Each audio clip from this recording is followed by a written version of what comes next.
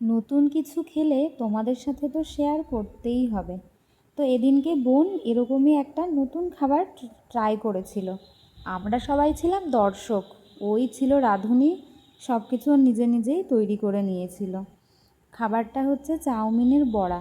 Chowmein সেদ্ধ করে তার মধ্যে বেসন, পেঁয়াজ কুচি, লঙ্কা কুচি, একটু লবণ, হলুদ, লঙ্কার গুঁড়ো এগুলো দিয়ে ভালো করে মাখিয়ে তারপর যেমনি নর্মাল ভাজাভুজি করা হয় সেরকমই কড়াইতে অল্প আঁচে দুপিঠ ভালো করে ভেজে নেওয়া। অল্প আঁচে ভাজতে হয়, কারণ তা না হলে ভেতরে ভালো করে ভাজাটা হয় না। এই দেখো, দেখতে যতটা লোভনীয়, খেতে কিন্তু ঠিক ততটাই টেস্টি ছিল। সাথে নেওয়া হয়েছিল একটু টমেটো সস, কাঁচা লঙ্কা, লেবুর রস আর অল্প পেঁয়াজ কুচি।